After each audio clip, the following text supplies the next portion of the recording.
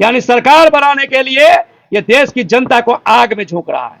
कौन इस देश में रोका हुआ है इसको? करना था हिंदू राष्ट्र। कौन रोका? मुद्दा है शिक्षा, स्वास्थ्य और रोजगार के नाम पर में विगत 35-40 वर्षों में यहाँ पर में कोई भी काम नहीं हुआ। इस पर में काम करना होगा और नहीं तो सत्ता यहाँ पर में रहने का हकदार नहीं होगा। हिंदू खतरे में है या नेता की कुर्सी खतरे में? कोई खतरा में नहीं है, वह नेता खतरा में है जो देश की जनता की आवश्यकताओं को पूर्ति न करके हिंदू मुसलमान कर रहा है। तो खतरा में वो नेता है, वो पार्टी है, देश खतरा में नहीं है। सर, सबसे पहले हमारे चैनल में आपका स्वागत है। आप सभी मीडिया बंधु को ग्राम पंचायत राज किलगांव की तरफ से हार्दिक अभिनंदन और वंदन करते हैं। साथ ही आपके जितने भी दर्शक हैं उनको भी हार्दिक अभिनंदन और वंदन है। आज आपने प्रेस वार्ता रखा, इसका मुख्य उद्देश्य क्या है? लोकतंत्र के इस महापर्व में, चुनावी माहौल में, इसके हकीकत मुद्दों को लेकर के, जमीनी हकीकत क्या है मेरे देश का, इन्हीं मुद्दों को लेकर के आज हमने प्रेस वार्ता रखा है। मधुबनी लोकसभा का जो कैंडिडेट है, जो एनडीए ने दूसरी बार अशोक यादव पर भरोसा करके उतारा है, वहीं लालू यादव और तेजस्वी यादव अली अशरफ फातमी को दरभंगा छोड़ मधुबनी लालटेन लेकर भेजा है। क्या लगता है इस बार मधुबनी लोकसभा में लालटेन जलेगा या फिर से कमल खिलेगा? देखिए, लालटेन जलने की और कमल खिलने की बात नहीं, बात यह है कि विगत 15 वर्ष पीछे कमल को यहाँ की जनता ने कमल छाप पर में बोरा भर भर करके वोट किया, लेकिन उसके बाद मेरे यहाँ पर में विकास के नाम पर में क्या हुआ, इन चीज़ों पर में वार्ता हो रही है। खिलना कमल को और जलना लालटेन को, ये बड़ा मुद्दा नहीं है। मुद्दा ये है जो यहाँ का जो कैंडिडेट है वह 15 वर्षों में पिता पुत्र ने हमारे इस क्षेत्र के मुद्दों को कितना राष्ट्रीय स्तर पर उठाया, और दूसरी बात है जो राष्ट्रीय स्तर पर में मेरे इस क्षेत्र का कहाँ पर पहचान हुआ मधुबनी का, और तीसरी बात जो यहाँ पर में विकास के नाम पर में इन नेताओं ने क्या किया, इन मुद्दों पर में वार्ता होनी चाहिए। वार्ता आज हो रही है किस पर में, जिस पर में वार्ता होने का कोई सवाल भी नहीं उठता है। कमल पर में, लालटेन पर में, हाथ पर में, कुदाली पर में, खुरपी पर में, ये क्या मतलब है? यह एक तो चिन्ह होता है, ये हर एक पार्टी का एक चुनावी सिंबल होता है। हम उस व्यक्ति को देखना चाहते हैं जो मेरे क्षेत्र का विकास मौका, जनता का मौका देने के बाद विकास क्यों नहीं किया, मैं ये देखना चाहता हूं। और अगर वो नहीं दिखता है तो बदलने का कार्य इस क्षेत्र की एक एक जनता करे। आज हमारा यह क्षेत्र बाढ़ से सबसे बड़ा ग्रसित है। मिथिला एक जमाने के अंदर में, इसी देश के अंदर में, हिंदुस्तान ही नहीं पूरे विश्व के अंदर में अपनी पहचान बनाकर रखा था शिक्षा, स्वास्थ्य और रोजगार से। लेकिन विगत 30 से 40 वर्षों में सरकार किसकी आई, किसकी गई, किसकी है, किसकी बनेगी, ये मायने नहीं रखता है मित्रों। मायने ये रखता है कि जब आपको जब मौका मिला आपने इस क्षेत्र के लिए क्या डेवलपमेंट किया, ये मायने रखता है। और अगर वह डेवलपमेंट आप राष्ट्रीय स्तर पर में जनता के हित में नहीं करते हैं तो आपको हटा दिया जाएगा, और हटा देना चाहिए इस क्षेत्र से। इन मुद्दों पर में बात होनी चाहिए। लेकिन आज मुद्दा पर में क्या बात हो रहा है? जाति पर में, संप्रदाय पर, समुदाय पर, धर्म पर। मैं पूछना चाहता हूं, जो आज क्या धर्म के नाम पर में या देश चलेगा या विकास के नाम पर में चलेगा? धर्म के नाम पर में क्या अगर ये होता तो आज पाकिस्तान दुनिया का नंबर 1 देश होता, जहां पर में एक मुस्लिम कौम बना करके वहां पर में हर दिन वहां पर में उग्रवाद किया जा रहा है, और आज वह धरातल में मिटता जा रहा है। बांग्लादेश का वही हाल, आप अफगानिस्तान का वही हाल। तो आप जाति, संप्रदाय, समुदाय, धर्म से लेकर के आप कहां जा सकते हैं? आपको जनता यहां पर में जितनी भी जिस भी प्रकार की है, वह उग्रवाद क्यों हो रहा है, माओवाद आपका क्यों पनप रहा है, धर्मांतरण आपके इस देश में क्यों हो रहा है, ये हमारा देश का मुद्दा होना चाहिए।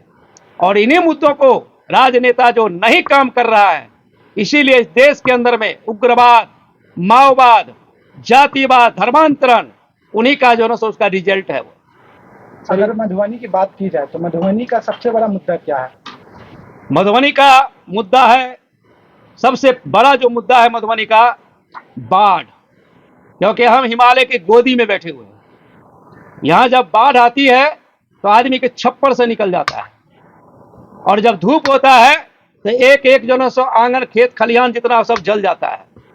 मेरा पानी लाखों नहीं करोड़ों लीटर समुद्र के अंदर में चला जाता है। ना यह पानी को जो है सो संचय कर पाता है, और ना पानी को यह समय पर बहा पाता है। यह निकम्मापन का नतीजा है जो मधुबनी जो शिक्षा के मामले में बाहर जाकर के जो है सो कीर्तिमान स्थापित किया है, लेकिन मिथिला क्षेत्र में रह करके यहाँ पर में धूमिल हुआ है।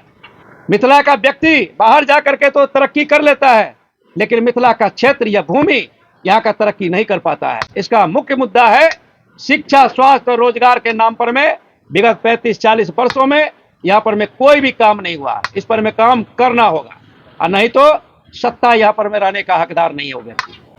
लेकिन आप विकास की बात कर रहे हैं, वहीं दूसरी तरफ सत्ता पक्ष है जो कह रही है बराबर कि हमने राम मंदिर बनवाया है। इस पे लेके आप क्या? देखिए, मंदिर बनने अच्छी बात है, क्योंकि मंदिर व्यक्ति का आस्था होता है। मंदिर बना, उसका पूरा देश ने स्वागत किया। यही नहीं जो हिंदू ने ही स्वागत किया, मुसलमान ने भी स्वागत किया, क्योंकि यह मेरा देश हिंदू, मुसलमान, सिख, ईसाई वगैरह वगैरह सभी के सहयोग से यह देश चल रहा है, आजाद भी हुआ है और आगे भी इसमें चलता रहेगा। इसी मुद्दा को लेकर तो भाजपा के लोग चल रहे हैं कि हमने राम को लाया है। अरे राम को कोई व्यक्ति ला सकता है? राम जो है ना सो लाखों वर्ष की जो ना इतिहास है। राम जो है ना ये संसार है। वो व्यक्ति क्या राम को लाएगा जिसको राम ने लाया है? आप कल को जाके कहेंगे मैं बाप को लेकर के आया हूं, जो बाप आपको लाया है उसको आप थोड़ी ला सकते हैं। तो ये राम एक पृथ्वी का बाप है, उसको आप कौन होते लाने वाले, हम कौन होते लाने वाले? ये तो मुद्दा विहीन ये सरकार है, इसीलिए उन मुद्दों को लेकर के ये आ रहा है जनता के बीच में। जनता को समझ नहीं आ रहा है अभी, जिसका हुआ परिणाम है जो बेटा जो सो पैदल कलकत्ता से जो सो घर पहुंच गया और रुपया बैंक में होते हुए लाइन में लग करके मर गया, और आज 5 किलो चावल पर में लाइन लगा करके खा रहा है, और जो है सो उसके मुद्दों पर में भटक रहा है। अंततः एक एक जनता आज इस सरकार को पलटने का कार्य करे। सर, लेकिन एक सवाल तब भी घेरता है कि लोग भगवान से मांगते हैं कि भगवान हमको ये दे वो दे, लेकिन ये लोग तो ये भी कह रहे हैं कि हमने रामलला को झोपड़ी से महल दिया।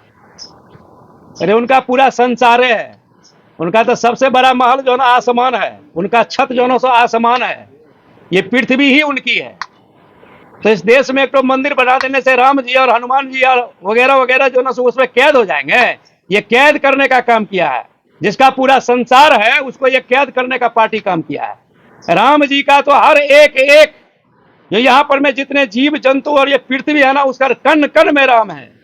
तो ये क्या जो सो राम जी को एक इतना बड़ा ये बना देगा, मंदिर बना देगा, उससे हो जाएगा?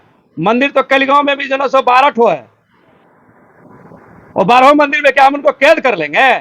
नहीं, राम ये संसार है, राम ही ये जो से पृथ्वी है, और राम ही हम ये पूरे जीव जंतु जितने भी सब राम ही हैं। इसीलिए इसको कैद करने का कार्य ना करे, मुद्दों पर में बात करे।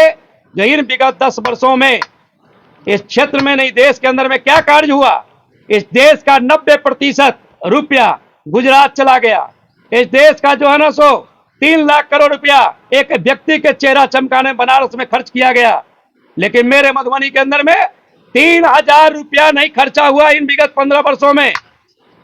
तो मैं अपने मधुबनी की जनता से पूछना चाहता हूं कि आपको विकास के नाम पर में वोट करना चाहिए, आके उन व्यक्तियों के नाम पर जो व्यक्ति आपके पास कभी आ भी नहीं सकता। क्या लगता है इस बार मधुबनी की जनता विकास के नाम पे वोट करेगी या हिंदू मुसलमान के नाम पे? देखिए, विकास के मुद्दों पर में वोट करना चाहिए, मैं यही कहूंगा, हर एक व्यक्ति को करना चाहिए।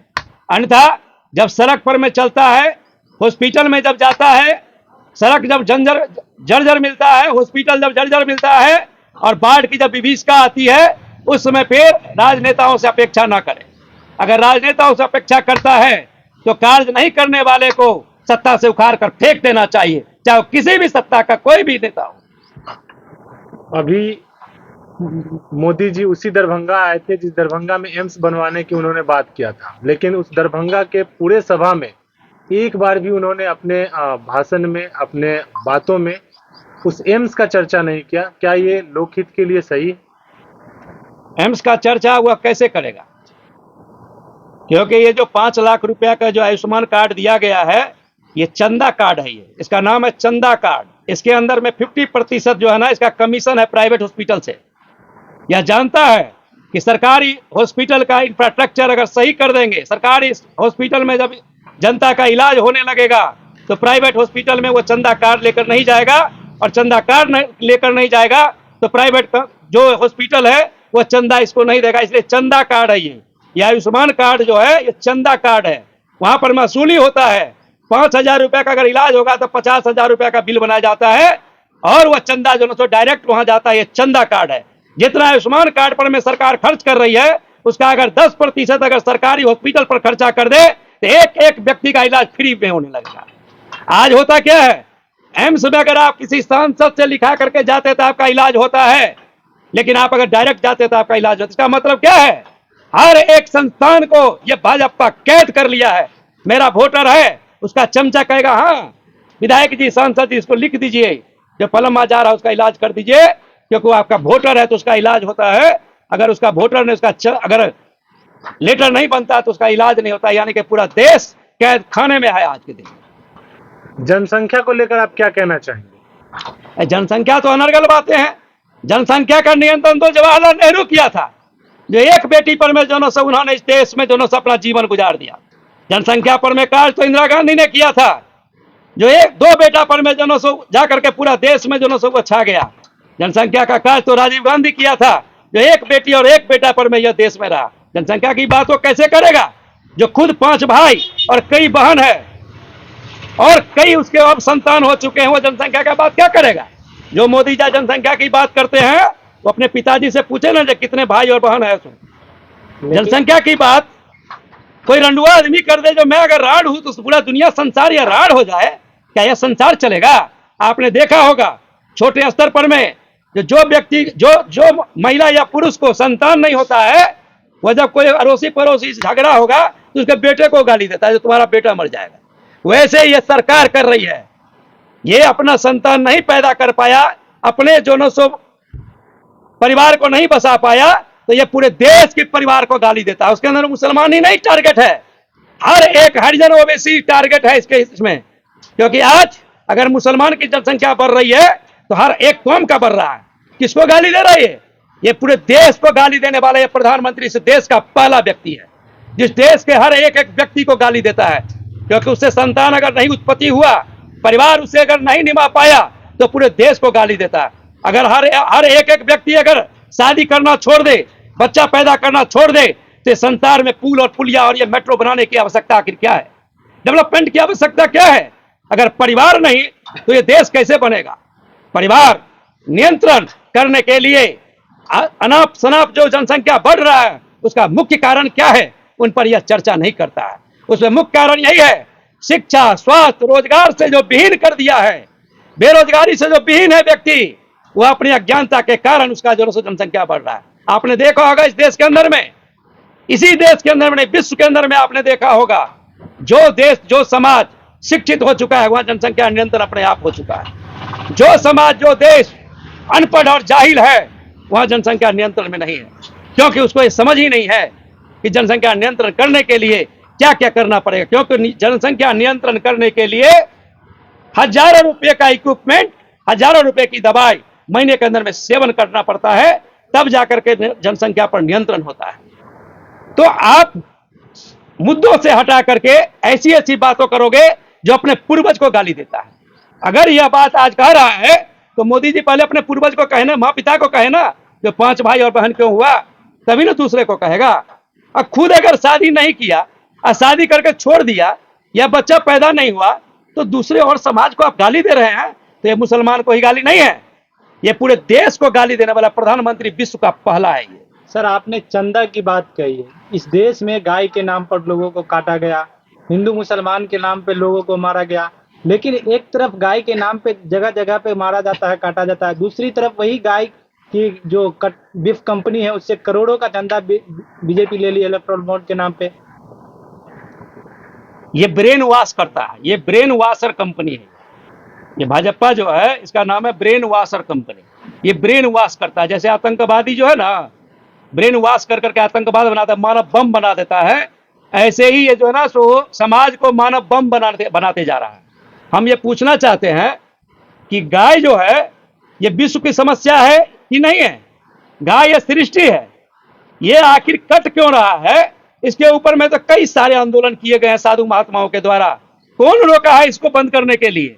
लेकिन ये बंद नहीं करेगा, क्योंकि इन्हीं के अटल बिहारी वाजपेयी जी के सरकार के अंदर में 13,000 कत्लखाने का लाइसेंस दिए बांटा गया था मित्रों। और आज इन्हीं का सांसद नोएडा के अंदर में, मुजफ्फरनगर के अंदर में, गाजियाबाद के अंदर में कंपनी खोल करके, कत्लखाना खोल करके बीफ का कारोबार करता है और वहां से हजारों हजार करोड़ रुपया का चंदा देता है और जनता को यह ठगता है। हिंदू मुसलमान पर में ये हमको और आपको भड़काता है। और ये अपने इसके लीडर जो भाजपा के लीडर है वही अपनी बेटी का शादी मुसलमान से करता है। अरे मुसलमान को ठुकराने वाला तो वह पंडित नेहरू की बेटी थी जो मुसलमान से शादी ना जाने कैसे ना कैसे किन कारणों से तो कर लिया था, लेकिन कभी वह मुसलमान धर्म को नहीं अपनाया था, वह हिंदू धर्म को अपना करके रखा। लेकिन भाजपा के जो लीडर है इनकी बेटी क्या हिंदू धर्म को अपना रही है? यह पूछा जाए, उसे सवाल पूछा जाए। जिनके बड़े बड़े लीडर की बेटी जो आज मुसलमान से शादी कर लिया, तो क्या वह हिंदू धर्म अपना करके रखा हुआ है या मुसलमान धर्म में तब्दील हो चुका है? तो यह हिंदू मुसलमान इस देश की समस्या नहीं है, इनकी समस्या है जो जनता की आवश्यकताओं की पूर्ति जो नहीं किया है, नहीं कर रहा है, इनको भटका करके ब्रेन वॉश कर करके सत्ता में कितना देर हिटलर की तरह रहा जाए, इनकी यह राजनीति ये चल रही है। जनता का मुद्दा है आज शिक्षा, स्वास्थ्य, रोजगार, सुरक्षा, लेकिन इसके नाम पर में 0/0 है। आज स्कूल में आप चले जाएं, बिल्डिंग तो बन रही है कमीशन खाने के लिए, अच्छे अच्छे टीचर नहीं है। बिल्डिंग बन गई है, उसमें बेंच डेस्क नहीं है, बिल्डिंग बन चुकी है, उसका जो है जमीन का इंफ्रास्ट्रक्चर नहीं है, खेल मैदान नहीं है, कॉलेज नहीं है। हॉस्पिटल में आप डीएमसीएच इतना बड़ा हॉस्पिटल जो एशिया का सबसे बड़ा हॉस्पिटल हुआ करता था, आज उसके अंदर में सुगर हिल रहा है, कुत्ता हिल रहा है, पेशेंट को उठा करके खींच करके चिड़ करके खा रहा है। और 25 साल से बीजेपी का वहां पर में विधायक है, 15 साल से उसका सांसद इस क्षेत्र के अंदर में पूरा राज कर रहा है, 18 साल से जो ना सो बीजेपी की सरकार, गठबंधन की सरकार है, 4-4, 6-6 इंजन, 10-10 इंजन लगा रहा है।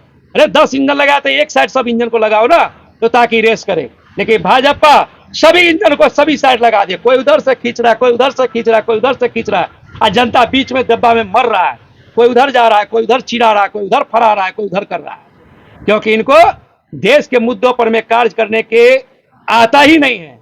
या उन्माद करके सत्ता में रहने का संकल्प ले लिया है और उन्माद से ही देश को चलाएगा। क्या लगता है हिंदू खतरे में है या नेता की कुर्सी खतरे में? कोई खतरा में नहीं है, वह नेता खतरा में है जो देश की जनता की आवश्यकताओं को पूर्ति न करके हिंदू मुसलमान कर रहा है। तो खतरा में वो नेता है, वो पार्टी है, देश खतरा में नहीं है। यह देश ही नहीं, यह पृथ्वी करोड़ों वर्ष से है। पहले देख ले उसका इतिहास। हम घटते क्यों जा रहे हैं, यह सोचने का विषय है। हम घटते क्यों जा रहे हैं, हिंदू घटता क्यों जा रहा है? हिंदू घटने का मुख्य कारण है हिंदू की आवश्यकताओं की पूर्ति नहीं हो रहा है, इसीलिए धर्मांतरण हो रहा है। आज हिंदू के शंकराचार्य जी जब कहीं पर में जाते हैं धर्म प्रचार करने के लिए, उनको एक ट्रेन का टिकट तक नहीं समय पर दिया जाता है, उनको एक हवाई जहाज की व्यवस्था नहीं की जाती है, उनको सिक्योरिटी की व्यवस्था नहीं की जाती है। लेकिन यही दलाई लामा जब आता है तो रेड कॉर्पोरेट लगाया जाता है, जेट सिक्योरिटी दी जाती है। आज पूरा का पूरा साउथ इंडिया दलाई लामा और पोप ने पूरा का पूरा कब्जा कर लिया। आज आपका नॉर्थ इंडिया पूरा का पूरा दलाई लामा बौद्धिस्ट बनाता जा रहा है, पोप आपका जो है क्रिश्चियन बनाता जा रहा है। लेकिन इसी देश के अंदर से बर्मा भी निकला है, आपका श्रीलंका भी निकला, आपका अफगानिस्तान भी निकला, आपका बांग्लादेश भी निकला। लेकिन इन पर बात ये नहीं करेंगे। इस देश के अंदर में धर्मांतरण हो रहा है सभी जातियों का, ये बात नहीं करेंगे। हमको कहां लेके जाएंगे? वो पाकिस्तान जिसको पूरी दुनिया आतंकवादी मानती है, वो पाकिस्तान हमें ले जाएंगे। ये हमें कहां लेके जाएंगे? मुसलमान पर में। तो मैं आज आप लोगों के मीडिया कॉन्फ्रेंस में कह रहा हूं, या सरकार एक पंचायत को जो मुसलमान विहीन कर दे? कौन रोका है इसको? करके तो देखे। जो चीज होना ही नहीं है उस चीजों पर आखिर सवाल क्यों? क्योंकि यह जंग जो लगा हुआ है उसको यह तेज कर रहा था कि हिंदू मुसलमान कटरम बंद करे तो मेरी राजनीति चलती रहेगी। ये इसके वजह से जंग लगी हुई जो कौम है उसको यह शान चढ़ा रहा है, जो मुसलमान तुम तलवार लेकर के हिंदू को काटो और हिंदू तुम फरसा लेकर के मुसलमान को काटो, ताकि हिंदू की जनसंख्या इस देश में भी ज्यादा है तो मेरा सारा का सारा हिंदू मेरे सर पे आ जाएगा तो मेरी सरकार बन जाएगी। यानी सरकार बनाने के लिए ये देश की जनता को आग में झोंक रहा है। कौन इस देश में रोका हुआ है इसको? करना था हिंदू राष्ट्र। कौन रोका है? आज जाकर के जो राम मंदिर बना है तो किसने रोक दिया? सबने स्वागत किया। आप हिंदू राष्ट्र बनाना चाहते तो उसके लिए कहने की क्या जरूरत है? आपके पास में लोकतंत्र में संविधान है, उस संविधान के अंदर में आप 370 धारा हटाए तो कौन रोक दिया आपको? आपके पास में ताकत है, कीजिए ना। लेकिन उन्माद फैला करके नहीं, देश को जला करके नहीं, किसी व्यक्ति को हत्या करके नहीं, सौहार्द बना करके कीजिए। ये पूरे विश्व में मुस्लिम राष्ट्र भी है, क्रिश्चियन राष्ट्र भी है, अन्य राष्ट्र भी है, तो हमारा हिंदू राष्ट्र भी होना चाहिए। हर व्यक्ति जो है आपका स्वागत करेगा, लेकिन आवश्यकता की पूर्ति इस देश के अंदर में हर कौम को करना पड़ेगा। क्योंकि अगर एक चींटी को अगर रोड पर चलता है तो एक व्यक्ति जो है पैर कांप कर हटा करके चलता है, कुत्ता को भी मारना नहीं चाहता है तो आप व्यक्ति को नहीं मार सकते, क्योंकि कौम बाद में आता है, पहले वह मानव है उसके बाद ही कोई कौम है। इसलिए हिंदू मुसलमान मुद्दा नहीं है, मुद्दा है जो हमारे एक एक जनता की आवश्यकता क्या है उसको युद्ध स्तर पर में कार्य किया जाए। आज आप देखते होंगे आसमान में जाने के लिए आज उसके पास में हजारों हजार करोड़ रुपया है। मैं मानता हूं जाना चाहिए, लेकिन कब? जब इस देश का सारे के सारे जनता की आवश्यकता की पूर्ति हो जाए। अमेरिका कब गया है? आप अमेरिका के पीछे जा रहे हैं। आज हम है इसी कलीगांव के अंदर में है, आप लोगों को पता है हमारे गांव में एक तो राम बाबू है, उसके बाद 900 एकड़ जमीन है। मैं अगर उस 900 एकड़ वाले के पीछे पड़ जाऊं तो मैं खत्म न हो जाऊंगा। उसी प्रकार ये अमेरिका के पीछे जाए। अमेरिका जा रहा है चांद पर तो हम भी चलो चांद पर, यूरोप जा रहा है चांद पर तो हम भी चले सूरज पर। अरे वो कब गया है?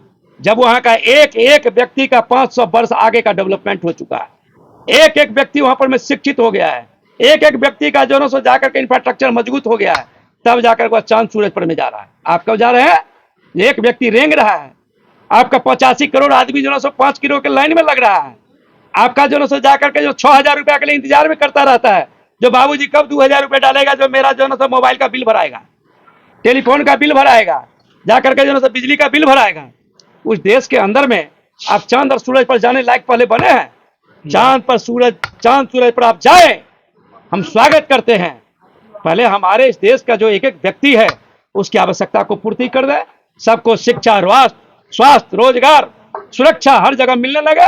ऐसा माहौल बनाइए जो 12 बजे रात में अगर मेरी बेटियां रोड पर में निकले, आपकी बेटियां रोड पर में निकले तो किसी को आंख दिखाने का हिम्मत ना, ऐसा देश बनाइए। जैसे अन्य देश है जाकर के देखिए, अन्य देश से आप खाली अपना धन बनाना सीखते हैं राजनेता, और इस देश के जनता को जो आप रेंगवा रहे हैं वो नहीं चलेगा। मधुबनी इस बार निकम्मा को हटाएगा तो हटाएगा। आप जिन मुद्दों पे सवाल उठा रहे हैं वो उन्हीं बिंदुओं को, उन्हीं मुद्दों को अपनी उपलब्धियां बताते हैं, तो क्या इस बार संभव लग रहा है? आतंकवादी भी इस वक्त हम लोग मधुबनी विधानसभा क्षेत्र में, आतंकवादी भी जब 47 या SLR जब चलाता है ना तो अपनी उपलब्धि वो हथियार को ही बनाता है, लेकिन वो अपने निकम्मेपन को नहीं करता। तो क्या भाजपा को आप आतंकवादी नहीं, आतंकवादी नहीं कहेंगे हम। आतंकवादी क्यों कहें? आतंकवादी अगर रहता तो इतनी बड़ी जो हमारी जो पार्लियामेंट है उसको संसद में नहीं बिठाता। इसीलिए हम आतंकवादी नहीं कह सकते, लेकिन जो सोच आतंकवादी का होता है, जो हथियार को अपना मुद्दा बनाता है, अपने निकम्मेपन को नहीं करता। जो हथियार जितना मेहनत से हम चलाते हैं उतना अगर रोड पर में जाकर मेहनत करेंगे या दुकान खोल करके चलाएंगे, चाय की दुकान या कॉफी की दुकान करके चलाएंगे, तो उससे मेरी जो है आतंकवाद जो है नहीं होगा। उनको वो छुपा करके वो हथियार उठा लेता है। उसी प्रकार भाजपा जो है अपने जो इस देश की जनता ने जो उसको सपोर्ट किया, वो जिस मुद्दों पर में इस देश में वोट मांगा उन मुद्दों पर जो कार्य नहीं किया, इसीलिए वो हमको और आपको भटका करके उन्माद में डाल करके वोट की राजनीति कर रहा है। क्या लगता है मधुबनी विधानसभा की जनता इन बातों का ध्यान रखेगी? लोग यहाँ से किसानों के हित की बात, बेरोजगार युवाओं के हित की बात और जो समस्याएं हैं उनके समाधान को लेकर के ये सारी बातों को सोचते हुए पोलिंग करेंगे, ऐसा लगता है। हमें तो बड़ा आश्चर्य लग रहा है, जो एक कैंडिडेट जो है, जिस क्षेत्र का कैंडिडेट जो है ना, जो 15 साल पिता पुत्र यहाँ पर में राज किया है और आने वाला विधानसभा में उसका भी पुत्र फिर तैयार कर दिया है, वो व्यक्ति अपने नाम पर वोट नहीं मांग रहा है। ये कितना बड़ा खेद का विषय, ये सोच लीजिए। वो व्यक्ति अपने नाम पर नहीं वोट मांग रहा है। तो मेरे पिताजी मंत्री था, कपड़ा मंत्री, मेरे पिताजी जो उस समय टेलीफोन मंत्री था, तो इस क्षेत्र में इतना ये कार्य किया, उस पर बात नहीं कर रहा है। आज भी उसी व्यक्ति के नाम वोट मांग रहा है जो देश का 3 लाख करोड़ रुपया अपने बनारस में सांसद रहते हुए नरेंद्र मोदी जी खर्चा करके अपने को चमकाया, अपने नाम को चमकाया और 95% इस देश का रुपया ले जाके गुजरात को चमकाया। उसी व्यक्ति के नाम पर मिथिला का और मधुबनी का जो कैंडिडेट है वो उसके नाम पर मांग रहा है। इस देश, इस क्षेत्र की जनता, मधुबनी की जनता को अगर थोड़ा सा भी अगर अपने क्षेत्र के ऊपर में, अगर अपने बच्चे, आने वाले बच्चों पर में अगर रहम हो, तो ऐसे निकम्मा और निठल्ला को वोट नहीं देना चाहिए। आप पूरे प्रेस वार्ता के दौरान मधुबनी बचाओ निकम्मा हटाओ ये नारा दे रहे हैं, कौन है ये?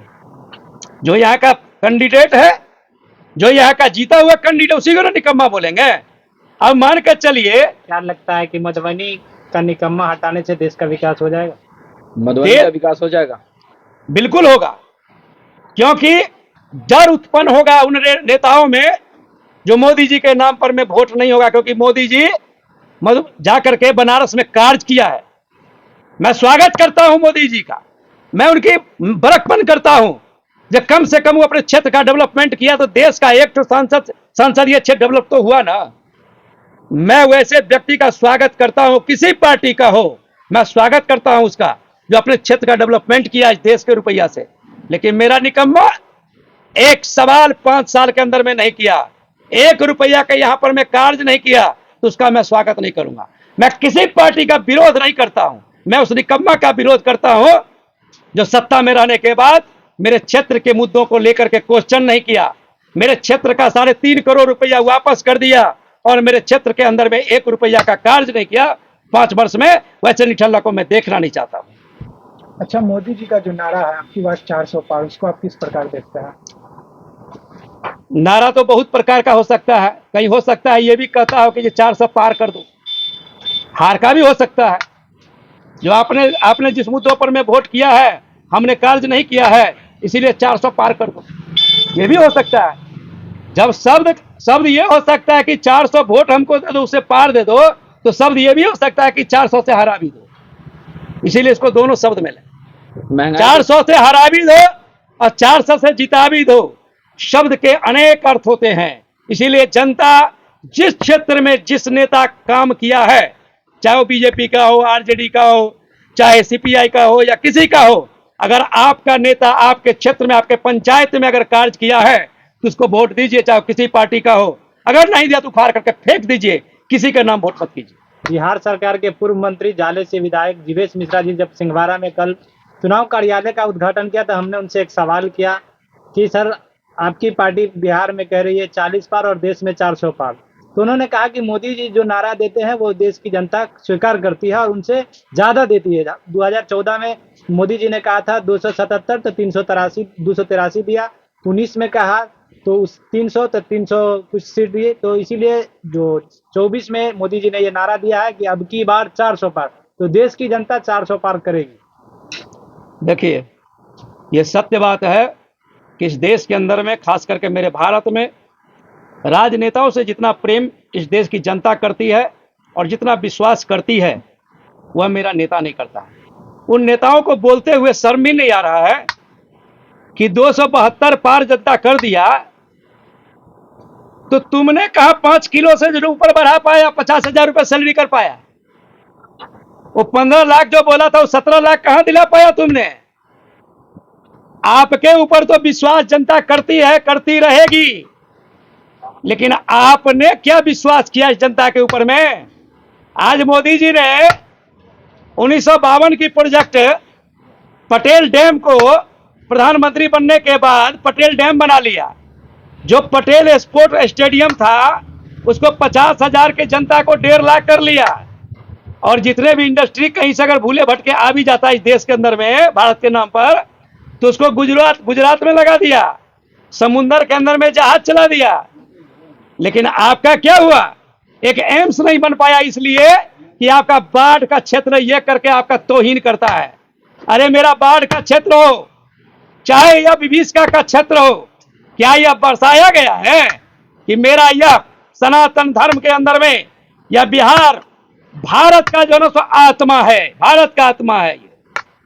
और उस आत्मा के साथ में आपने क्या किया? आज तक में बिहार के अंदर में जितने भी मिल थे उसको आपने बेच दिया, उसकी जमीन केंद्र सरकार ने अपने अधीन ले लिया। और अब तो हद हो गई, जो केंद्र ने उस जमीन को भी बेच दिया कुछ महीना पहले। आपसे इस क्षेत्र का विकास नहीं हो रहा है। हमारा यहाँ का राजनेता मुद्दा को उठा नहीं रहा है अपने संसद में, इसीलिए इस निकम्मा को हटाना अति आवश्यक है। क्योंकि हम जो है सो अपने सांसद से मिलते हैं, हमें आवश्यकता सांसद का पड़ता है, हमें प्रधानमंत्री से नहीं मतलब है। प्रधानमंत्री सांसद बनाता है, हम यहाँ से सांसद चुने, अपने क्षेत्र से हर वो सांसद को चुने जो कार्य किया है। अगर कार्य नहीं किया है, आपने उसका कार्यकाल देख लिया है और कार्य नहीं किया है, तो किसी और पार्टी को सांसद को चुन करके जो आपको अच्छा लगे उसको वोट करें। सांसद अपने आप वहां जो प्रधानमंत्री बनाएगा और यह देश चलेगा और चलता आया और चलता रहेगा। देश की जनता तो भोली भाली होती है, नेता के बहकावे में या भावनाओं में आकर वोट कर देती है।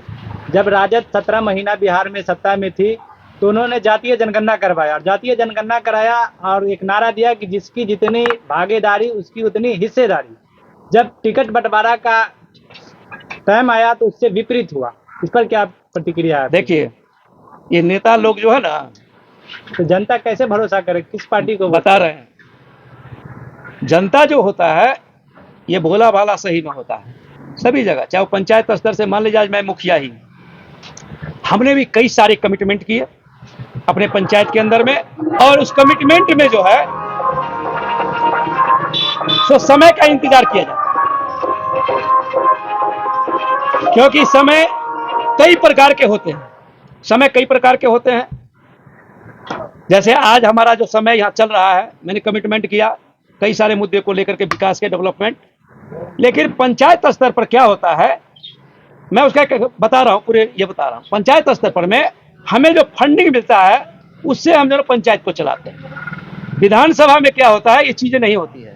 पंचायत वहां पर में बजट बनती है और बजट में देखा जाता है इसका सोर्स क्या है, और सोर्स में अगर कमी आती है तो वहां पर में टैक्स कलेक्शन, अनेक प्रकार के टैक्स मतलब जाकर के लगा करके वो पावर होता है वहां पर में कलेक्शन करके ना आप राज चलाते हैं। और जब देश में होता है तो वहां कई प्रकार के जो सोर्स होता है, वहां से जो आप देश चलाते हैं। आप पंचायत से स्टेट को जोड़ेंगे या स्टेट से राज्य को देश को जोड़ेंगे, ऐसा नहीं हो सकता। वहां पर में एक तजुर्बा होती है। जैसे आज कोई सृजन करना है, रोजगार सृजन करना है, तो रोजगार कहीं से फैक्ट्री में तैयार नहीं होगा, वो सृजन करने का तजुर्बा होता है, और तजुर्बा से मतलब निकाला जाता है। आज आपने देखा होगा कि तेजस्वी यादव 17 महीना या 18 महीना रहा, आपने देखा 5 लाख रोजगार सृजन हो गया। कैसे हो गया? आज वो सरकार उसका वहन कर ही रहा है ना। लेकिन वो 5 लाख जो सृजन हुआ उसे 25 लाख व्यक्तियों को जो सो रोजगार सृजन हो गया। वह मास्टर साहब आए, उनके जो सो बच्चे अच्छे स्कूल में पढ़ना चालू करेगा, वह जाकर के अच्छे सब्जी खाना चालू करेगा, अच्छे कपड़ा पहनना चालू करेगा, दुकान चलेगा, टेम्पू पर में आना जाना चालू होगा। यानी कई प्रकार के वह पैसा जो दिया जाता है वो पैसा फिर सर्कल में घूम करके फिर वह आम जनता में ही बंटता है। ऐसा नहीं है जो पैसा दिया उसे माचिस मार करके जला दिया जाता है, ऐसा नहीं होता। पैसे को रोजगार के माध्यम से लगाइए। आपने शौचालय में लगाया, बहुत अच्छा है, शौचालय में लगाया, लेकिन क्या वह शौचालय आज चल रहा है? आपका शौचालय क्या हुआ चलेगा? नहीं चल सकता, क्योंकि शौचालय बनाने के लिए कम से कम 80,000 रुपए चाहिए, तब वह जाकर के आपका 25 साल 50 साल या 5 व्यक्तियों को शौच जाने लायक बनेगा। आप दे रहे कितना? 12,000। उसमें आपका अफसर कितना कमीशन खा रहा है? 2,000 3,000। और वैसा अगर कोई पंचायत का मुखिया या वार्ड मेंबर या वहां का जो कर्मी है वह 4-4 हजार रुपया भी खा लेता है। तो जहां 8,000, 10,000, 9,000 रुपया जनता में मिलेगा, और ये महंगाई का दौर में 15,000 रुपये टेलर, 17,000 रुपये टेलर ईंटें मिल रहा है, और 400 रुपये जो सौ बोरी सीमेंट मिल रहा है, उसमें 10,000, 8,000 रुपये में शौचालय नहीं बनेगा। तो गरीब आदमी को शौचालय से बेटर है कि आप सामूहिक शौचालय बना करके भी, और अगर यह हजारों लाखों वर्ष से बिना शौचालय का यह सृष्टि चला है, तो 10 वर्ष और 15 वर्ष बिना शौचालय का ही आप चलाते, और एक एक जनता को शिक्षा, स्वास्थ्य, रोजगार दे करके आप समृद्ध करते। हर एक एक जनता 80,000, 90,000, 95,000, 2 लाख का एयर कंडीशन शौचालय बना करके इस देश के अंदर में राइज करता, और उस आने वाली जो पीढ़ी होती मेरी देश का, वह जाकर के अमेरिका का, यूरोप का, जर्मनी का उसका टक्कर देता, तभी जाकर के सही मायने में विकास होता। आपने कई नेताओं पर विकास का आरोप लगाया है। आपने भी लगभग कलीगांव पंचायत में 3 करोड़ से ऊपर का काम आप कहते हैं कि करें, लेकिन आप पर भी ये आरोप लगाता है कि आपने कुआं को सफाई करवाया, मिथिला पेंटिंग करवाया, सामुदायिक भवन में लाखों रुपया लगवाया, अन्य विकास के काम में आपने काफी तेजी दिखाई। बगल के वार्ड है आपके ग्राम चमनपुर 11, उसमें आपके द्वारा 3,000 या 3 लाख का भी काम नहीं हुआ, ये भी आप पे आरोप लगता है। नहीं, आरोप लगता है, लगना भी चाहिए, क्योंकि लोकतंत्र है, इसके अंदर में आरोप लगाना चाहिए, ताकि जो सोई हुई कौम है, सोई हुई नेता है, वह ज़्यादा से ज़्यादा कार्य करे। लेकिन यह गलत बयानबाजी है, विरोधियों के द्वारा आरोप है कि डी चमनपुर पर में कार्य नहीं किया गया। आपको पता होगा, जो डी चमनपुर पर पंचायत में सबसे पहले मैं सारे प्रोटोकॉल को तोड़ करके बाढ़ की जो समस्या वहाँ के सबसे बड़ा मुद्दा था, उसको मैंने सारे प्रोटोकॉल तोड़ करके वहाँ पर मैं सबसे पहले मैंने 15 लाख रुपए की लागत से पुल निर्माण कर करके, और वहाँ की मेन समस्या का मैंने निदान किया। सर, पुल प्रधानमंत्री सड़क पर है और गांव से 2 किलोमीटर दूरी है। 2 किलोमीटर दूरी पुल निर्माण करना वार्ड का विकास थोड़ी होता है। नहीं, वह वार्ड का ही विकास है, इस क्षेत्र का ही विकास है, क्योंकि वो तो आम जनता में समर्पण हो। नहीं, आम जनता में नहीं, वह जनता जो है वह वार्ड भी आम जनता में ही आता है। वह वार्ड कोई स्पेशल कहीं पृथ्वी पर में नहीं हुआ है, वो भी पंचायत के अंदर में ही है, और वह पंचायत के अंदर ही आता है, और उस पुल पर होकर के ही आना पड़ेगा।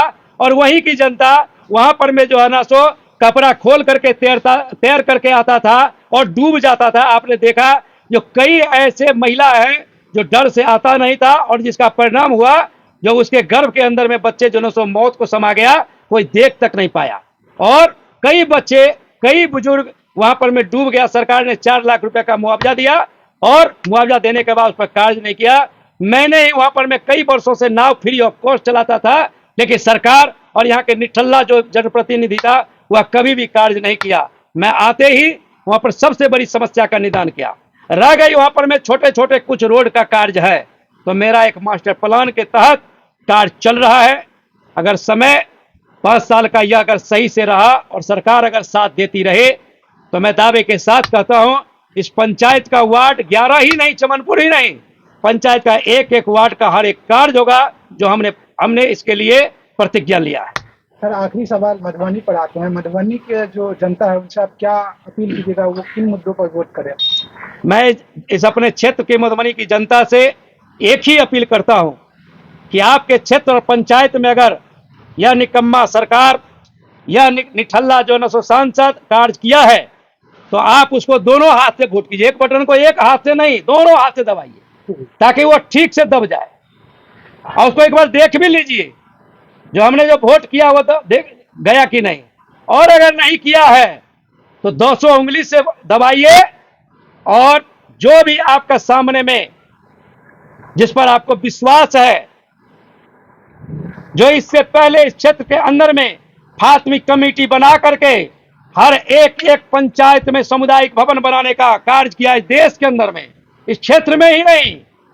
प्राथमिक कमेटी केंद्र सरकार में जब बनी थी, तो प्राथमिक कमेटी ने सामुदायिक भवन का निर्माण पूरे देश में करवाया था। कस्तूरबा गांधी का पूरे देश के अंदर ब्लॉक स्तर पर में बनवाया था। और तो और आपका समस्तीपुर से लेकर के हर जगह जो इस क्षेत्र के अंदर में देख रहे हैं बड़ी लाइन, वह प्राथमिक कमेटी के देन है। तो प्राथमिक जी को वोट होना चाहिए। रह गई बात इस क्षेत्र का और इन भाजपा का, एक ही मुद्दा हिंदू और मुसलमान है। तो मैं कहना चाहता हूं, इस देश का शिक्षा मंत्री सबसे पहले मुस्लिम ही हुआ करता था, मुस्लिम ही हुआ था।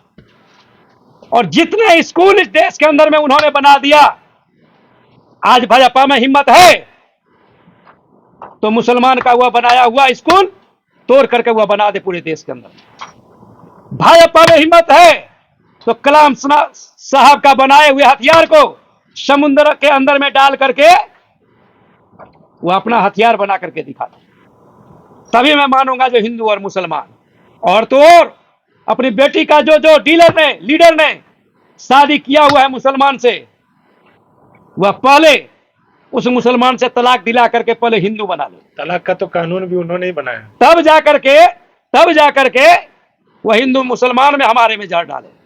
और दूसरी बात, जो एक पंचायत को वह मुसलमान से पहले जनों से हिंदू बना करके हिंदू पंचायत बना ले, तब जाकर के मैं भी उसके साथ रहूंगा। करना कुछ भी नहीं, खाली जाति से जाति को लड़ाते रहो और अपना सत्ता पाते रहो, वो मधुबनी की जनता इस बार नहीं मानेगा। आपने कहा कि एक पंचायत को भी हिंदू राष्ट्र बना दे तो मैं उसके साथ। क्या आप चाहते हैं कि देश हिंदू राष्ट्र हो?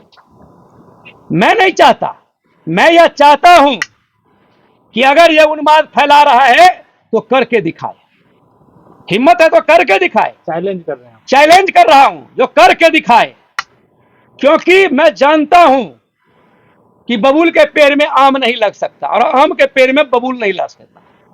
अगर लगाया जाता है तो वह सूख जाता है। अगर डाल आप किसी आम के पेड़ पर अगर बबूल का डालिए दीजिएगा तो थोड़ा देर के लिए जरूर से वह हरा रहेगा, उसके बाद वह सूख जाएगा। उसी तरह यह हर एक व्यक्ति को सुखाना चाहता है, जो ताकि मेरी यह हरी भरी सरकार रहे और मैं सत्ता में रहता रहूं, जनता गरीब से गरीब होता जाए, कौम से कौम लड़ता जाए, मेरी सत्ता में रहे। इसके लिए यह जातीय उन्माद, धार्मिक उन्माद, सांप्रदायिक उन्माद में यह सत्ता में रहना चाहता है। इसीलिए यह सही देश के लिए नहीं। हमारे साथ बात करने के लिए और अपना कीमती महत्वपूर्ण समय देने के लिए धन्यवाद।